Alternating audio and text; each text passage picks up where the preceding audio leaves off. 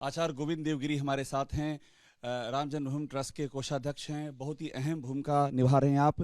एक बहुत ही पवित्र पूजन प्रक्रिया शुरू हो गई है गुरुजी अब, और रामलला पहुंच चुके हैं गर्भगृह में। तो अब जो इस समय चीज़ें चल रही हैं, देश उसके बारे में जानना चाहता है। आप बेहतर बता पाएंगे जो पूजन प्रक्रिया चल रही है और जो अब क्रम शुरू हो चुका है।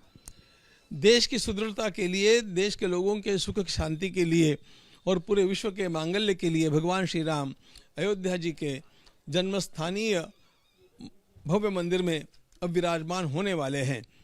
अभी तो केवल वे गर्भगृह में जाकर के आसनस्थ हुए हैं, उनकी प्रतिष्ठा नहीं हुई है। अब कल से पूजा का विधान क्रमशः आरंभ हो गया। कल उसका महासंकल्प हुआ और उसमें विश्व के कल्याण के लिए भगवान श्री राम को यहाँ पर पधराने की बात की गई। अब आज अग्नि की स्थापना होकर के और हवन का आरंभ होगा। जब भी कोई यज्ञ होता है, देवताओं का आवाहन होता है, देवताओं का पूजन होता है और समस्त देवताओं का मुख अग्नि होने के कारण समस्त देवताओं के लिए अग्नि में आहुतियाँ प्रदान की जाती है। एक और जब इधर यज्ञ मंडप में यज्ञ का आरंभ होगा, उसके अंतर्गत जो पूजन है वे होंगे। उसी प्रकार अब मंदिर के भीतर भगवान श्री रामलला के श्री विग्रह के भी संस्कारों का आरंभ होगा। अब उनके अधिवासनों का आरंभ होगा, जैसे जलाधिवास है, धान्याधिवास है, पुष्पाधिवास है, फलाधिवास है, शय्याधिवास है। इस प्रकार के उनके अधिवासन होंगे। अनेक प्रकार का उनका स्नान यानी अभिषेक होगा और उसी प्रकार उनके विभिन्न प्रकार के न्यास होंगे। ये सारे न्यास अत्यंत बड़ा महत्व रखते हैं। इन्हीं के कारण भगवत चेतना उसमें आकर के विराजमान होती है। आपने कहा कि भगवत चेतना विराजमान होती है उसके भीतर, और प्राण प्रतिष्ठा के पहले के महत्वपूर्ण कार्यक्रम अग्नि स्थापना की भी आपने बात की। जो आहुतियाँ डाली जाएंगी वो कितनी महत्वपूर्ण है, और उन आहुतियों के जरिए जो भावना प्रकट की जाती है देवताओं के सामने, वो जरा। अग्निर्वै देवानाम मुखम, समस्त देवताओं का मुख अग्नि है, और इसलिए अग्नि में जो आहुति दी जाती है वो देवता के लिए दी जाती है।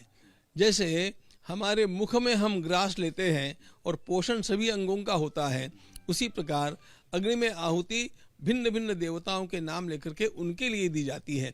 अब यहाँ पर तो असंख्य देवताओं की स्थापना होगी और उनके लिए विभिन्न प्रकार की आहुतियाँ दी जाएगी।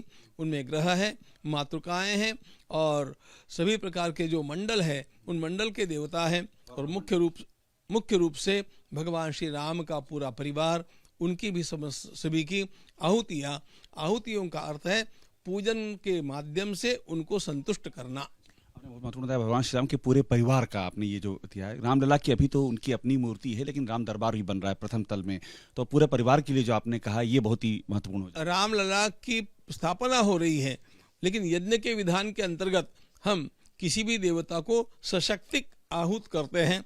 इसका अर्थ यह है कि उनके साथ भगवती जानकी जी की भी और अन्य समस्त पूरे परिवार की भी आहुतियाँ उसमें होगी। एक बात मुझे और बता दें आप, ये आप अच्छा बताएंगे। बाल रूप में प्रभु श्री राम है, लेकिन आपने ये भी महत्वपूर्ण कहा कि जानकी जी की भी आहुतियाँ होंगी। इसके पीछे की भावना, चूंकि वहाँ बाल रूप। अरे भगवान श्री राम कोई मनुष्य नहीं है, वे तो प्रभु हैं, इसलिए उनका आविर्भाव बाल रूप में होने पर भी शक्ति तो उनके साथ विराजमान है ही।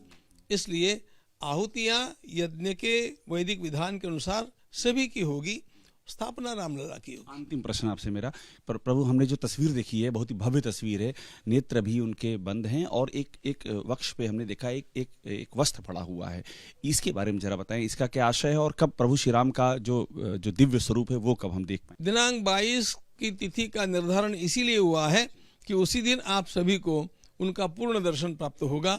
तब तक विधि के अनुसार उनका मुख आवृत रहेगा। धन्यवाद बात करने के लिए। तो गुरुजी से बात करते हुए सारी प्रक्रिया के बारे में जानकारी देते हुए कैमरामैन मोहित के साथ अभिषेक उपाध्याय, एबीपी न्यूज़, अयोध्या।